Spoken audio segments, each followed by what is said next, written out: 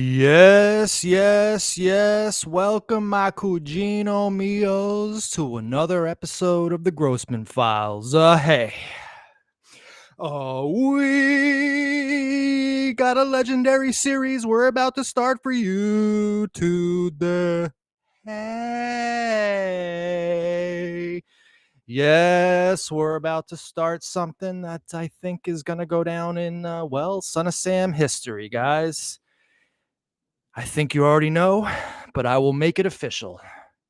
We have Billy the Artist's exclusive interview with the Grossman Files in the can. This is something that we've been working on for a while, that we've been keeping under wraps. And I could not be more excited about this. So, everybody, super great to see y'all out there, out in Son of Sam land. And we are going to get started. So, this is an evolving story, and one in which is still kind of sensitive. I kind of want to keep things a little bit vague in general until the video drops next week. And I decided to wait a week to air it because, well, I want to build some worldwide anticipation for this. In reality, this is actually one of the biggest things we've ever done, and it deserves to be treated with the respect of letting it breathe and letting it evolve. So today, what we're gonna do is we're gonna learn Maury Terry's version, because now, guys, we have two versions. I'm not gonna get more specific than that in today's show, but we have Maury's version of Billy the Artist, and we have the Grossman Files version of Billy the Artist. So we got quite a little bit to do today, and we're gonna get to it. But first, I want to bring back to the airwaves the man who's actually responsible for this. This is unbelievable, an unbelievable achievement on our part. And it was made possible by, well, a person who you all know and you all love. May I present to you the one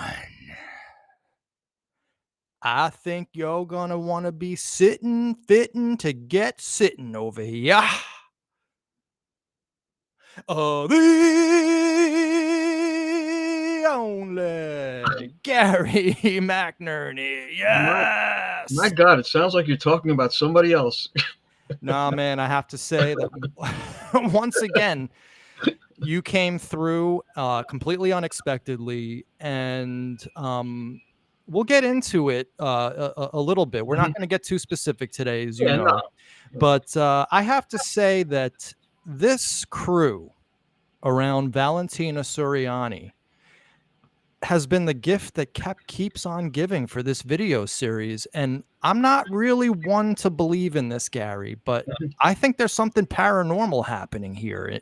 I know that sounds crazy, and I'm not going on record saying that I absolutely believe this, but it's almost as if the spirit of Valentina is guiding this. And so you got us Yeah, Billy the Artist. paranormal describes me pretty well.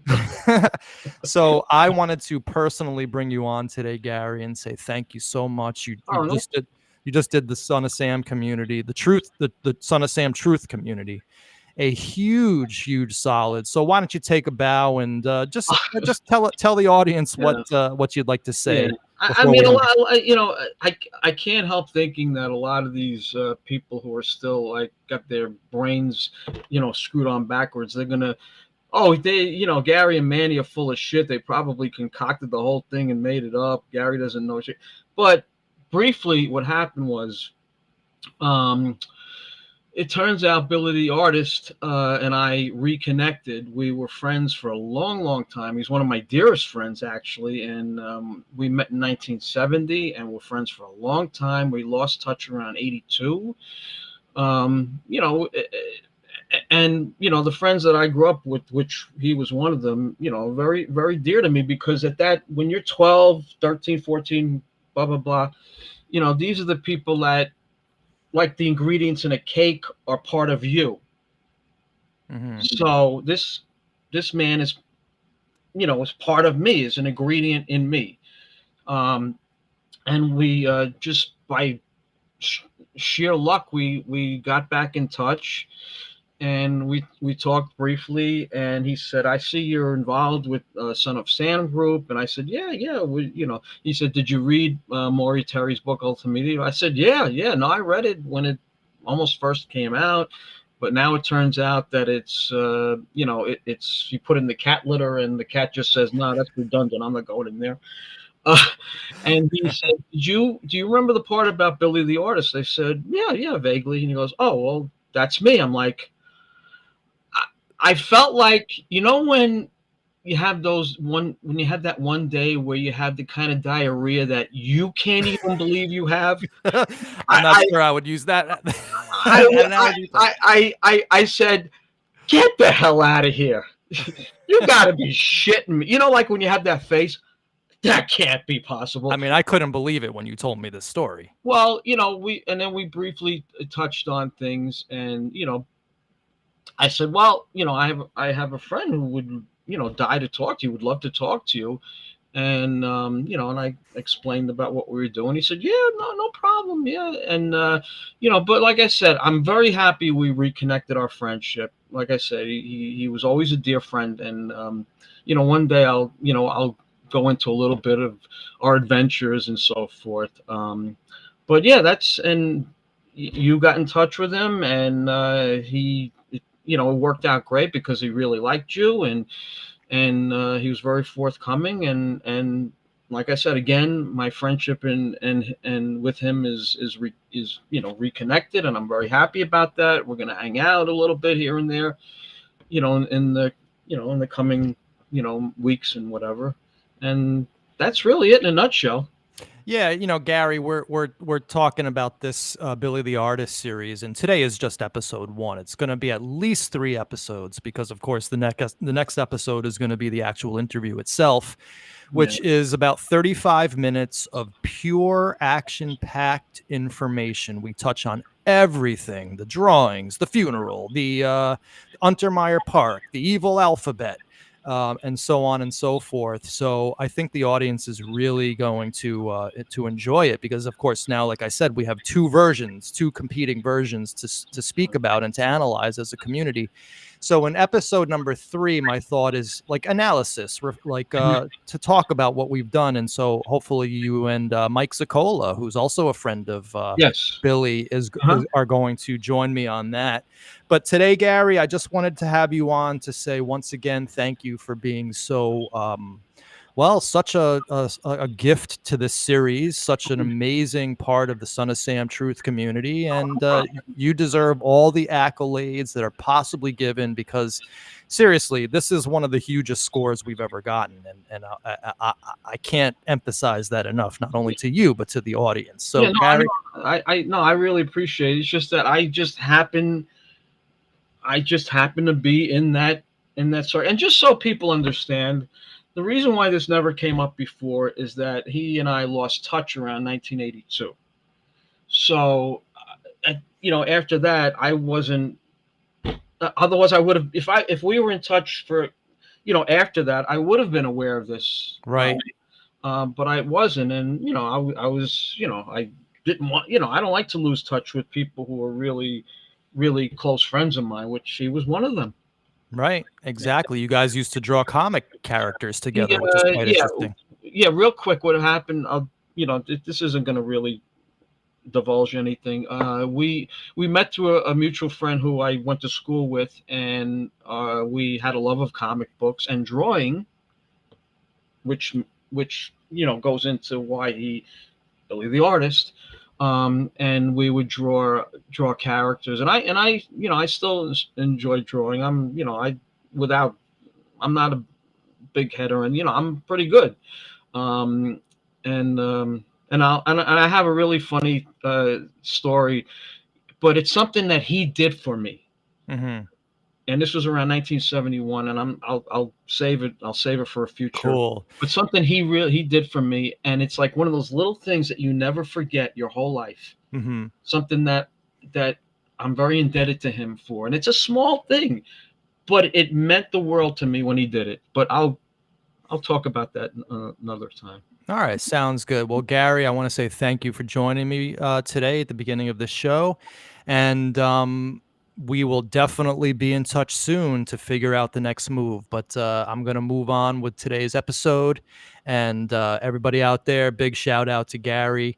So, Gary, well, all I can say is thanks again, and we'll see you on the next episode. Okay. Yeah, no, I'm gonna when I go off, I'm gonna go watch the rest on the 92 inch, the Perfect. TV, the TV. Perfect, man. Not All right, great. So we'll see you. We'll see you soon, Gary. Thanks a okay. lot. Take Okay, care. take care. All right. So yeah, this is pretty amazing stuff. And those of you who are students of the Ultimate Evil, those of you who have come to this story through Maury Terry, which is myself, Gary, basically most of us, I think you all realize the significance of what has just occurred. I did this interview last night, and it was pretty unbelievable. But today, what I thought we would do is, well, a straight up reporting show. You all know that I like to make fun of Maury Terry. You know that I like to call him the wig wearer, the drunkard, the manipulator, the liar, the bullier, the abuser, the snap suture wearer lover, and all sorts of things like that. But today we're going to deal with just straight up Maury's version, and I'm going to try very hard to present his version in a way without too much editorializing, because like I said, right now, without giving too much away, we now have two competing narratives of the Billy the Artist story. We have the Maury Terry version, and we have the Grossman Files version. And I'm not trying to tell you what to think. I'm not trying to sway you in any way, shape, or form. But I just want to make you aware that there is another story that has emerged from Billy the Artist, and we are going to learn it together as a community on Sunday, February 25th at 8 p.m. for the live premiere where we can all hang out in the chat. So, without further ado, guys, let's get on with today's show, shall we? So, Billy the Artist emerges. So, of course, we have here, well, Billy the Artist, interestingly enough, is an old school Bronx graffiti writer. He was known as Tony Roach in the and he was a member of the Crazy Five. And this is, of course, a drawing he did of Mike Tyson smashing a dude right in the face. And of course, this is indicative of well, this is the Grossman Files right here, and this is the Ultimate Evil narrative right here. And I know I said I wasn't going to editorialize, but of course, one of the people who has helped smash this is, of course, this person right here, the artist, Billy the Artist. So today we are going to, well, just learn the official story so you could all study it for the next week. We're going to watch some clips from the ABC special where he was featured prominently as one of Maury Terry's most crucial eyewitnesses to cult activity at Untermeyer Park. Mike Carr, John Carr, Ken from Australia, Mr. Real Estate, and Maria Cortina, and of course several other people that Maury Terry brought into this, rightly or wrongly. So let's carry on, shall we? Well, of course, we remember that Billy the Artist is a was in the second edition of The Ultimate Evil. Of course, The Ultimate Evil is a book that has gone through several revisions. Three, or at least three, possibly four, but at least three that I know of. The original version that came out in 1987 is highly different from the one that came out in 1996. And I never read the new edition by Josh Zeman, but I am hearing through the grapevine that the book has been, of course, revised to reflect, well, some either modern information or some modern sensibilities. I don't know which. I am not a big fan, I must say, of changing words in books. But I have to say that if information is outdated or potentially libelous or defamatory, Of course, it's going to be taken out of a modern edition. It's just called revision. It happens all the times in books. If you look at the copyrights of most books in the world, you will see third revised edition 1987, fourth revised edition, and so on and so forth. It's a standard practice in publishing. And I would venture to guess that this, although I don't know, I don't have anything to do with Josh Zeman. The last time I saw Zeman was in 2021 when we got together on a few things. I would just imagine that the guy probably had some defamation and lawsuits to worry about, and he changed the new version. But that's neither here nor there. It doesn't really matter.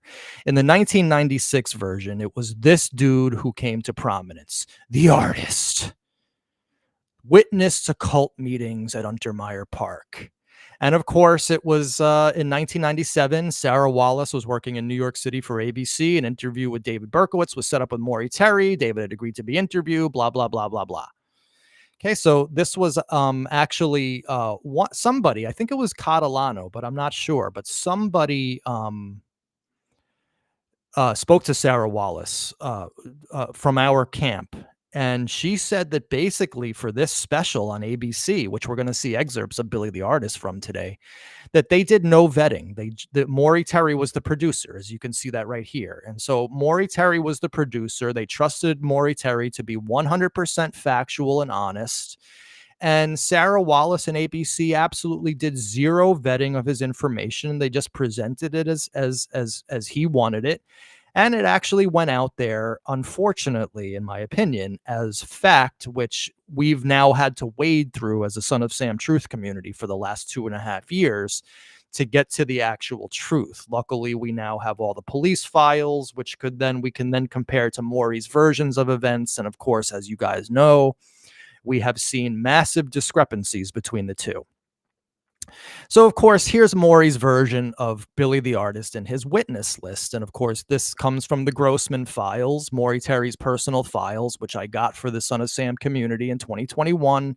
Of course, had to hold on to them because of an NDA that I signed. And then recently, big drama in the Son of Sam world, true crime world, where some people who were trying to own me threatened to put these out on their own. And I felt that that was an egregious historical mistake because these files in the wrong hands are like a loaded gun in a baby's hands. You can't look at these files as absolute fact. These are writings of Maury Terry, just like the ABC special was unvetted. These documents are not fact. They're just words on pieces of paper. So, but at least we have his words. So let's put down on record his version, his official version, because remember, we were told when we went up and scanned Maury Terry's documents, Carl Denaro himself, the guy who worked with Maury Terry for 30 years, said, concentrate on the typewritten stuff because Maury himself told me straight up that the typewritten stuff was the most important. So we got basically all of the typewritten stuff that there was to get. There is no more stuff up there that's really worth anything. I know that people are going around saying, not everything was gotten, therefore none of this is valid. Well, okay, listen, if you want to keep living in that dream world, that's fine. There's nothing I can do, obviously, to disabuse you of those notions. But for the rest of us living in the actual world as presently constituted, we got all the information that we actually need. So Tony R., the Untermeyer artist. Now, notice it says here crucial. This is an important word. Maury Terry is making the value judgment that the artist of Untermeyer Park was a crucial and non-involved,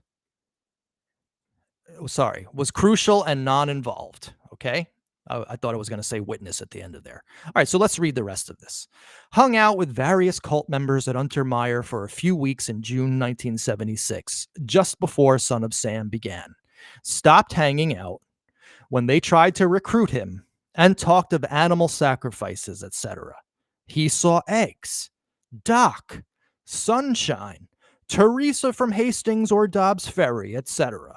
Also saw John Carr there.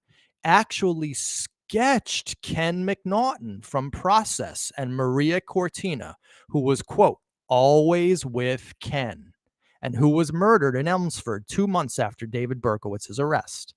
He also sketched Pete Perez and, by luck, James P. Donovan, the main Westchester leader who seldom visited Untermeyer. That's Mr. Real Estate for all you guys who are unaware. The artist did not see David Berkowitz there, and he shouldn't have, as DB was away in Florida and Texas for much of the month. He didn't see Wheat there either, and shouldn't have, as she was down south with DB then. She was. Where's the proof of that? Where's the documentary proof of that? I can say that Wheat was anywhere too, but we need documentary proof of that. So far, none has been forthcoming. The artist also said he was asked for an evil alphabet by John Carr and then provided one. The artist, who has a copy of this lettering, states that he believed it was later used in the famous Son of Sam letter to Breslin. It looks right. So there's a lot to digest here. There's a lot of claims being made here. Number one, he was crucial. Number two, he hung out with cult members. Number three, the cult members tried to recruit him. Number four, he saw the following people there: Eggs, Doc, Sunshine, and John Carr. He actually sketched a person who was actually named Ken McNaughton from the Process and Maria Cortina. He also sketched Pete Perez. It says here as this, I'm just reading it. This is what it says as fact in Maury Terry's witness list. He didn't see DB there. It said that Wheat was with David Berkowitz. So again, people need to prove that if it's been alleged. I would like to see proof of that. And then, of course, the capstone is that he met John Carr, and that John Carr specifically, John Carr by name, asked for an evil alphabet for this guy. So there's a lot here, okay? So now we have our basis to compare. This is Maury's version. I want you guys, remember, this is a classroom on the air. We are doing PhD level stuff, and not only Son of Sam, but in also how to analyze historical cases using the actual evidence that we have. I don't do it with newspaper research. Why? Because newspaper research is third-hand information. I used to work for newspapers. I saw how sloppy these people are. If you use newspaper information as your main basis of research and trying to present it to the public, you're at a severe disadvantage. You have to speak to the actual people. And of course, that's what we did with Billy the Artist. I have 35 minutes in the can, ready to show you guys. I could put it up tonight if I wanted to, but no. I'm gonna make you guys wait. Yeah, I know I'm evil. I know that that's terrible. But I just want people to sort of mull on this topic, because this is probably the most important thing that I've ever done, that we've ever done as a community. In fact, this is the first time when we have an actual character from the Ultimate Evil, who Maury Terry said was one of his most crucial eyewitnesses. Now we have him on tape talking about all of this. And the video that I did with him, we react to this. I read him every line of here, and he answers to each one of these things. Okay? So we're seeing some real doozies of accusations here, which we can then fact check with Billy the Artist's version when we all watch our interview next week. So of course, because of that, because of what we just read in the witness list of Maury Terry, he names several people as involved with Son of Sam who were brought into this by the Untermeyer artist. It says right here, right? This woman named Sunshine, Flo Mandrakia, who an important player, hung out with the cult at Untermeyer. So I asked Billy the Artist about this person. I asked about this guy here, Doc, John Barrio, again, first identified by the artist. And of course, I asked about Eggs. Now, we've dealt with Eggs before on our video series. This guy is named, Maury Terry's naming this guy Von Mueller as Eggs. I've spoken to all of von Mueller's friends, his actual real associates and friends, because von Mueller was part of that whole auxiliary fire department, Proby fire department groups that Berkowitz was adjacent to. If you want to learn more about von Mueller and why he indeed is not eggs, go watch a show that I did, well, 2 years ago now, called A Report from a Friend from David Berkowitz. It's in my playlist called Berkowitz's Childhood Friends. So we are seeing the importance of the artist to Maury Terry's overall thesis. This guy provided to Maury Terry, and by extension to all of us, an understanding of these crimes. And because we had nothing else to go by, we certainly didn't have Billy the Artist's words. We only had them as interpreted through Maury Terry, and also an interview where he talks, which of course I asked about extensively in my interview with him, and he gave me all the answers. We have now a historical record that which we can compare to the modern version. So we'll deal with all this stuff at a later date. Again, right now I'm just trying to give you guys, as unvarnished as I can, the official version of Billy the Artist as coming from the liar, the drunkard, the manipulator, the wig wearer, the chain smoker, the not good friend, the snap suturer lover, and probably occasionally a nice person. Maury Terry. All right, let's carry on. So, of course, John Mitchell's regurgitation of this.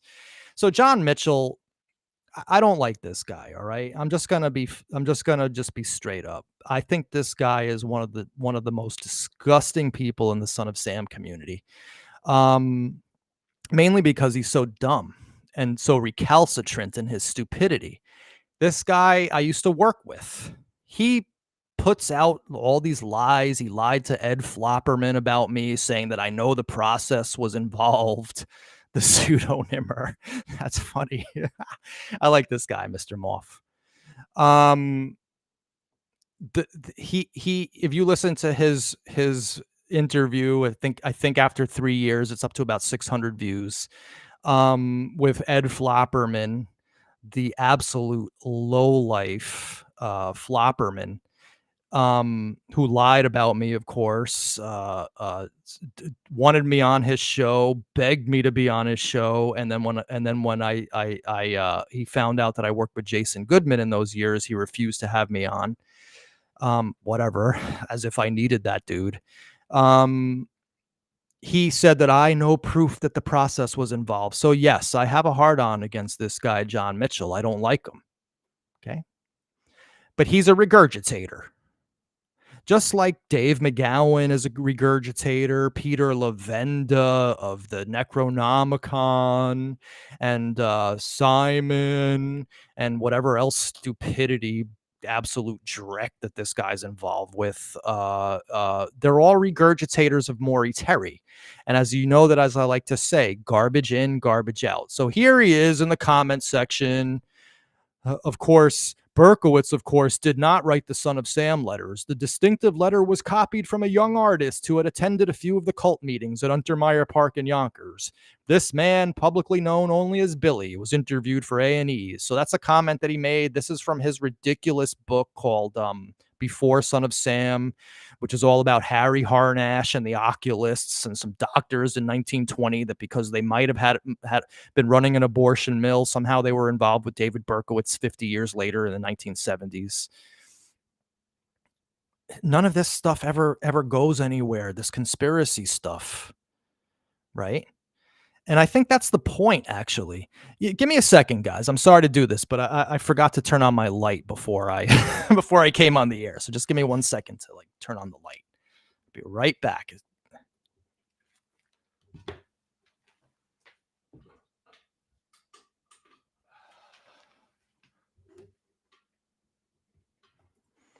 All right, now I have lighting. Yes. So here we have from his ridiculous book called Before Son of Sam. I highly suggest you buy it for $1 on Amazon if you want to see some real, well, conspiratardism. Even readers unfamiliar with Maury Terry's work are likely to have some passing acquaintance with the history of the process church.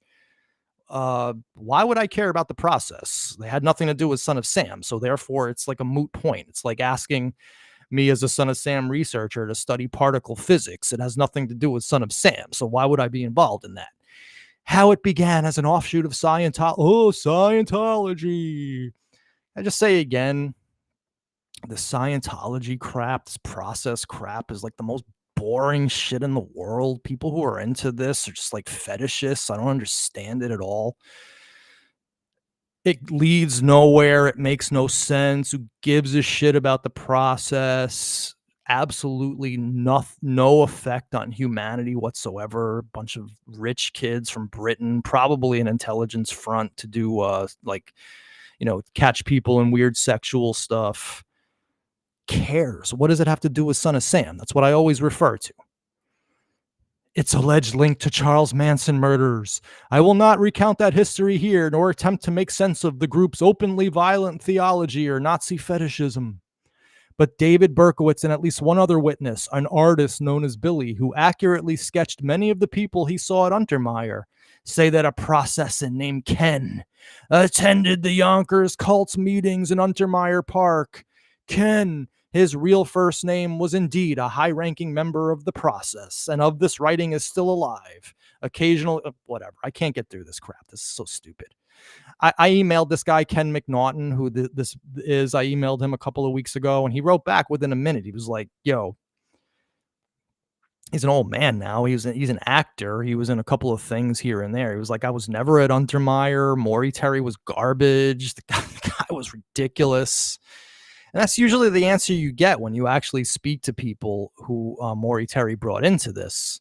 So here's more John Mitchell regurgitating Maury Terry's information with no vetting or fact checking, just changing it slightly, adding crap that Maury Terry didn't even put in there, and passing it off as his own. Then, of course, we have the Moloch. All right, so Verity Love said, Manny, Scientology is one of the most deviant churches on the planet, trafficking, hiding. Oh, great. What does it have to do with Son of Sam? I mean, again, I'm a Son of Sam researcher, Verity. I'm not trying to be glib and I'm not trying to poo-poo you. If people are into talking about Scientology, that's great. Expose Scientology. But again, to me, it's the most boring shit on planet Earth because I have inculcated into my operating system that they had nothing to do with Son of Sam. And as a Son of Sam researcher, all I care about is Son of Sam. It's like asking a drummer to care about the harp, right? Why would a drummer study the harp? It does no good for his drumming, although maybe it actually does. That might not be the best analogy, but I think you understand my point. All right. So, of course, Moloch is another big part of this Maury Terry theory of Billy the Artist. In fact, Billy the Artist allegedly went to a funeral and saw and identified Moloch. Well, we'll just read it, shall we? I spotted the tiny death notes in early 1996. He had succumbed to death by natural causes at the age of 76, one of the few who didn't meet a bizarre or violent end. I alerted the police, and within hours, a detective was at the funeral home. Posing as a mourner and with Billy's old drawing as reference, the detective identified the deceased in his coffin. The detective also noted that the rosary in Mr. Real Estate's hands was deliberately positioned so that the crucifix was inverted. He further observed that the only flowers in the room were black or deep purple roses, and that the standard holy picture mementos were replaced by cards imprinted with a Celtic cross, a cross which in this instance represented Druidism. So people are allowed to practice their own religions. I mean, that's part of what makes America great, that we have freedom of religion. Druidism, I mean, who cares? These are people who worship oak trees. I hardly see why that's a problem. The police needed to take one more step. The first person identification.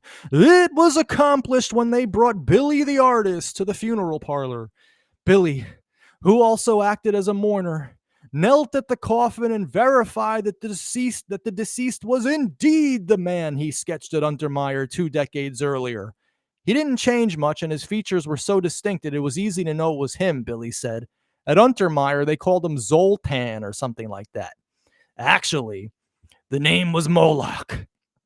It was a cult name the dead man chose for himself, the title of an ancient deity who was worshipped by the sacrifice of children. But there was more to Moloch's singular role in the Son of Sam case, and it related to his whatever, dude. I can't even get through this crap.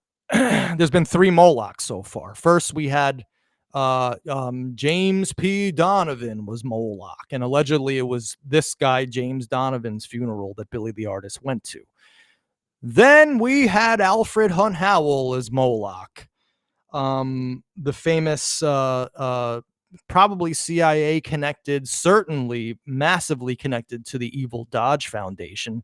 You know, I always wonder why people sit here and worry about the process when there are actually these active networks of people who are still doing spiritually sick stuff to this day, like the Dodge Foundation, which I studied extensively in my 12-part series on Alfred Hunt Howell, which you guys can see.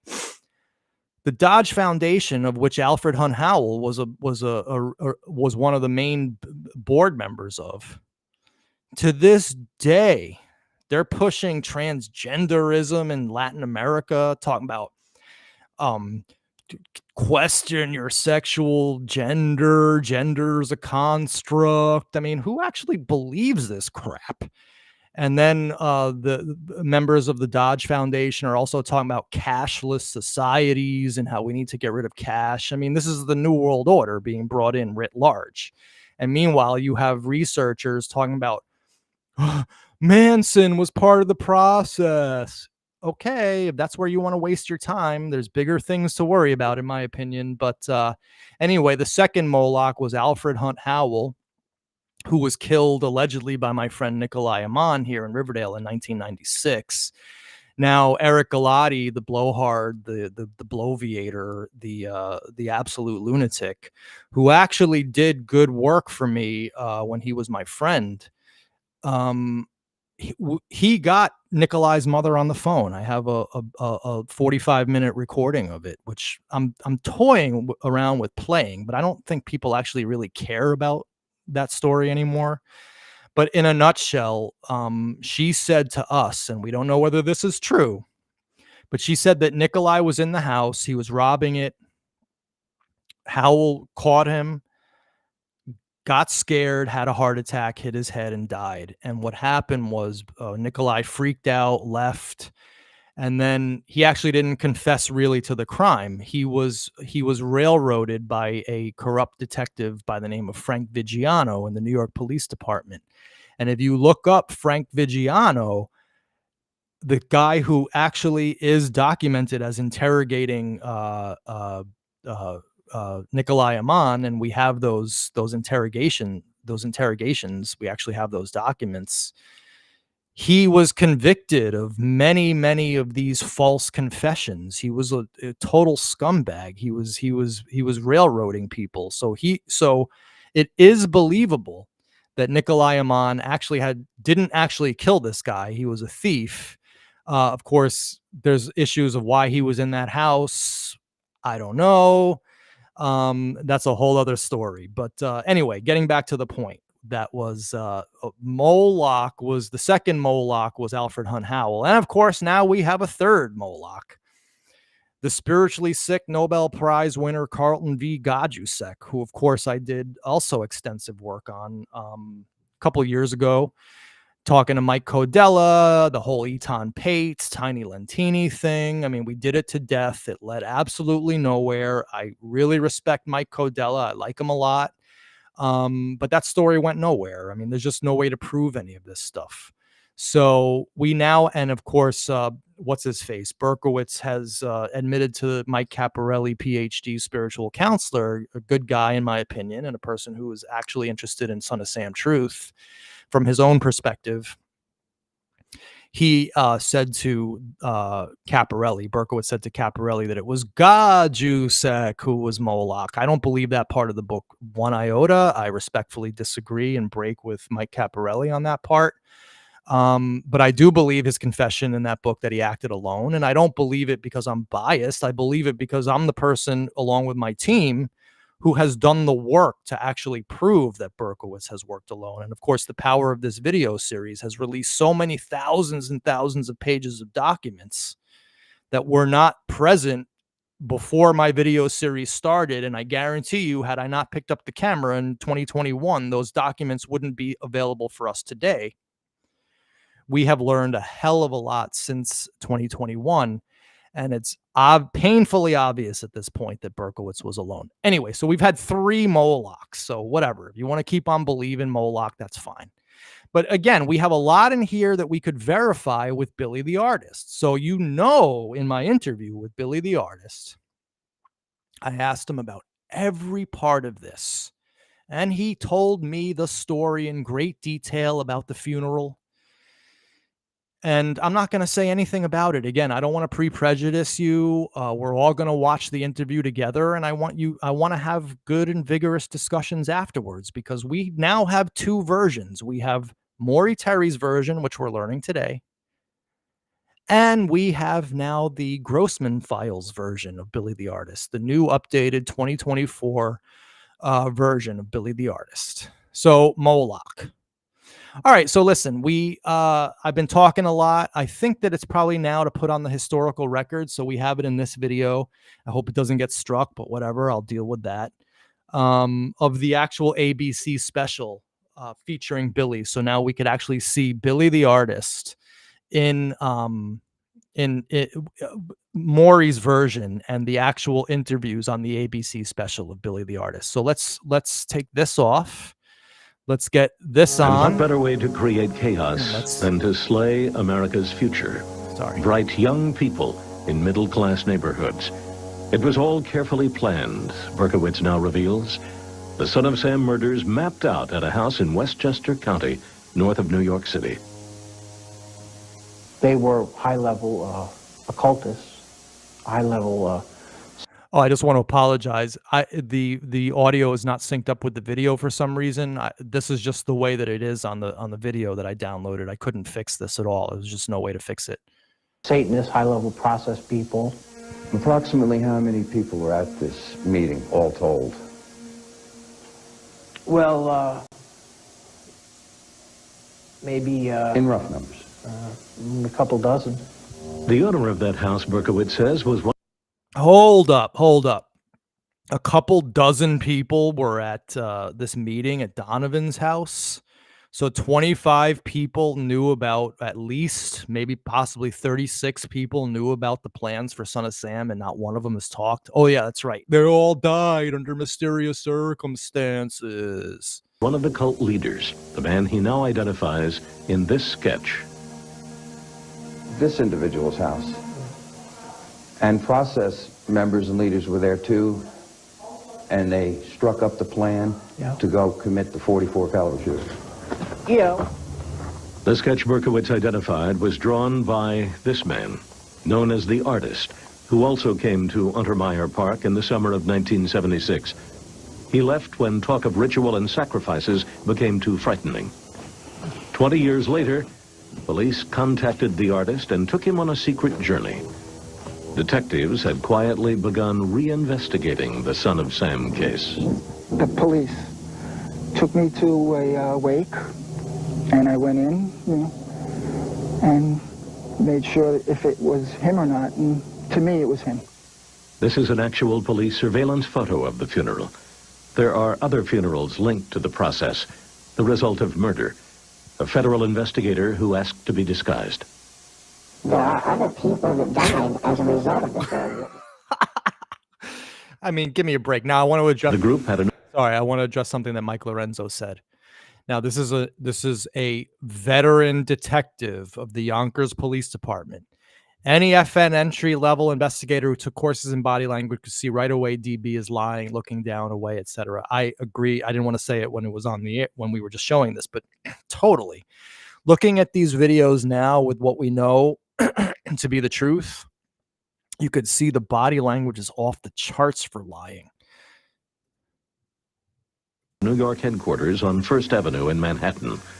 At least one witness told police she saw Berkowitz entering the building only days before his arrest. Yeah, I went down there. I should just do a reaction video to this. At least one witness saw him. Yeah, I went down there. This is what we all bought into? More corroboration comes from the artist, who sketched several people during cult meetings in Untermeyer Park. A guy named Ken. He had a voice like this. Do you know who that individual is? That's Ken. Do you know where he's from or what he was a part of or anything about him? He was basically a recruiter and one of the leaders or elders and brother of the process and so forth. And moved around, you know. So this individual is Ken from the process? Yeah. And he was at Untermeyer Park? Yeah. The artist also drew something else in the park. Made an alphabet with the lettering. Now, I just want to say in my interview with Billy the Artist, we talk extensively about the alphabet. So we're going to get some answers for that too. And later on, it seemed like that alphabet was very, very familiar. Familiar because it was similar to the writing in the Son of Sam letters sent during the killing spree. It was eerily familiar. It was my letters. And the artist identifies the person who admired his alphabet in the park. I believe it was Weedy. They called him Weed. Wheaties, the nickname of John Carr, who Berkowitz names as a Son of Sam triggerman. Absolutely no proof in the real world exists that John Carr's nickname was Wheaties. This seemingly cryptic reference in a Son of Sam letter suddenly becomes very clear. Quote, "Some names to help you along. John Wheaties, rapist and suffocator of young girls." Which I've dealt with extensively in my video series. If you look at Berkowitz's apartment writings, he was calling him first Johnny Rape Slayer, and he was calling him John Wheat Carr because he looked in the phone book and that was the entry there. Significant phrases, at the time labeled the ranting of a madman. On the wall of Berkowitz's apartment, cops found this scrawled next to a punched-out hole. "This is Mr. Williams' hole." The artist never knew about that bizarre scrawl, but 20 years later, he can still locate a hole in Untermeyer Park, now covered by underbrush. It just says, you know, Mr. Williams lives in the hole. They mentioned that they had rituals where they would sacrifice animals, a dog or a cat or chicken or whatever. Berkowitz says he would become the ultimate sacrifice for the cult. The ultimate sacrifice, blah, blah, blah. So anyway, we have a lot in here to deal with, and we're not going to deal with it today. You know why? Because luckily, we don't need to deal with it. In my interview with Billy the Artist, we deal with all of these issues, including Mr. Williams' hole. We get the entire story about Mr. Williams' hole and that whole thing you just saw. He talks about it extensively in my interview. I mean, you guys are really going to like this interview. In fact, I think you're going to love this interview. I left yesterday that interview high, not on any drugs, but high as a kite on just pure adrenaline, because I know that I had just witnessed Son of Sam history and documented it all on tape. So I think your guys are going to like it too. So Derek's in the crowd. Thanks to Manny's team. Yep, thank you very much, Derek. We already know that we got sold out for crayons and coloring books. Maybe we'll learn about some more stuff going forward. So anyhow, guys, let me just remove this source here.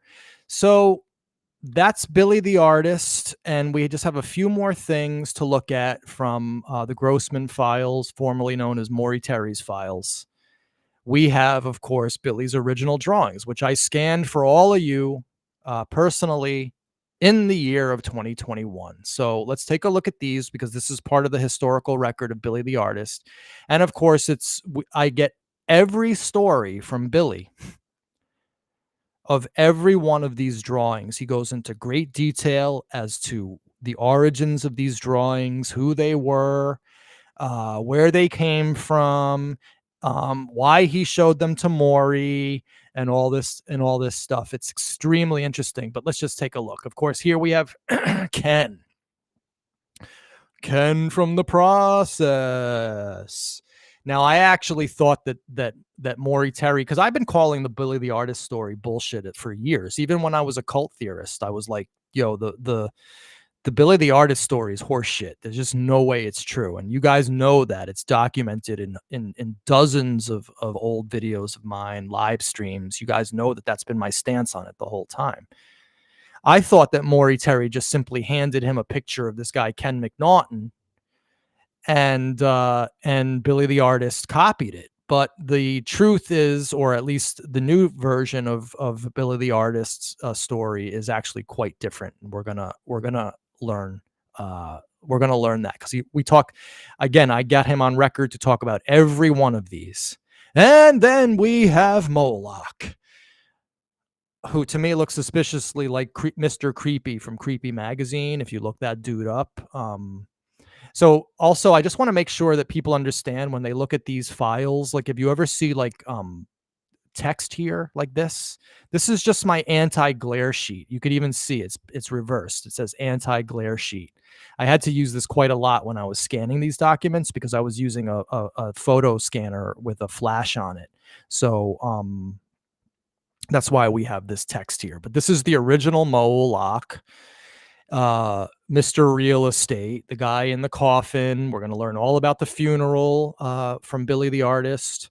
And so that's the original of that. And then, of course, last but not least on today's live stream, Maria Cortina, who was always with Ken. Now, I don't see how that looks like this person in any way, shape, or form. We have like basically an afro here, sort of very stringy, curly hair. And here we have straight hair. Nose is different. White complected, not brown. No Africoid features whatsoever. Whereas on the real Maria Cortina, we have Africoid features. Not Caucasoid in any way, shape, or form. And so I don't know what's going on with this, but it doesn't matter what I think. You know why? Ruby said she didn't look like me. You know why? Because in next Sunday's Billy the Artist video, he talks about this picture extensively too. So that is our slideshow. Oh, no. Sorry. I forgot all about this. Here's the original evil alphabet by the artist at Untermeyer, 9/22/97. Here it is. This is what John Carr specifically, remember, like Maury made these allegations that I asked Billy the Artist about, and he gave us answers to every one of these. He didn't hold back with me. Even though the interview was only 35 minutes long, I barely say a word in it, and this guy can really, really talk. I fell in love with this dude. I really liked him a lot, and I hope that he's now part of the family, because I know that there's going to be follow-up questions with all y'all, and hopefully we can get any follow-up questions answered by Billy the Artist. So here's the evil alphabet. Of course, it's just standard architectural drafting. It's really not that big a deal. A lot of people know how to write like this. It looks actually similar to Berkowitz's architectural drafting and handwriting. But I already did a show on that. Berkowitz learned how to write architectural style in the police auxiliaries. And as I showed on my show about Mike Carr writing the allegedly writing the Son of Sam letter, because I thought it was Mike Carr who was the artist, but in the family. But now Maury Terry said it was John Carr who wrote this. We can see clearly the evolution of Berkowitz's ability to write in block lettering. And I don't allege it. I actually show you the documents from 1970, 1971, where Berkowitz is writing in the style, and it's the exact same letters that are on if you compare handwriting to the Son of Sam letters. So it's crazy that people still think that Berkowitz had help and that he didn't write the Son of Sam letters. It's been extensively documented that he did. And that's basically it. So here we have the evil alphabet. And I got the entire story of the evil alphabet. I got the entire story of graffiti in Untermeyer Park. Guys, this is a major, major update to the story of Maury Terry's cult thesis in Son of Sam. And I want to say that that's basically all I have for today. Again, I wanted to keep this straight reporting. I wanted to show you Maury Terry's version, because now you have a live stream, this particular show to study, which is the clearinghouse of all known Billy the Artist information, except for what I know, because I interviewed the guy on a 35-minute interview where we have him now on tape, telling, well, let's just put it this way, without editorializing too much, a very different version from what we learned today. So Glasgow Dave is saying I should do Bohemian Grove. Sorry, I'm not interested in that. Glasgow, most boring shit on planet Earth. I'm not interested in satanic homosexuals. It's just not something where I put my mind to. I have a feeling that a lot of people who are into like this stuff, I'm not saying you are, Glasgow Dave, but there seems to be a really unseemly attraction in the conspiracy community to like pedophilia and crimes against children and homosexuality and all of this stuff that, well, quite frankly, I don't want to wallow in because I'm not into it. And luckily I don't have to wallow in it. You know why? Because it has nothing to do with Son of Sam. I'm a Son of Sam researcher for the 9,000th time. I'm a Son of Sam researcher who came to the story through the lens of Maury Terry. Because of the power of this video series to bring out so much new information, I updated my operating system. I changed my mind. It's called evolving with the new information. I still don't understand how people like John Mitchell can still be stuck in 1987, still thinking that Moloch was sketched by Billy the Artist in Untermeyer Park. But we'll deal with that, guys, when we all watch the soon to be famous interview with Billy the Artist. All right, guys, listen, that's all I have for today. Got no flowery outros. All I have to say is thank you so much to everybody. It's the power of this video series, and of course, the amazing people that we have working for the video series that has created all this new information to allow you to have a modern and updated understanding of the crimes known as the Son of Sam. Take care. We'll see you soon.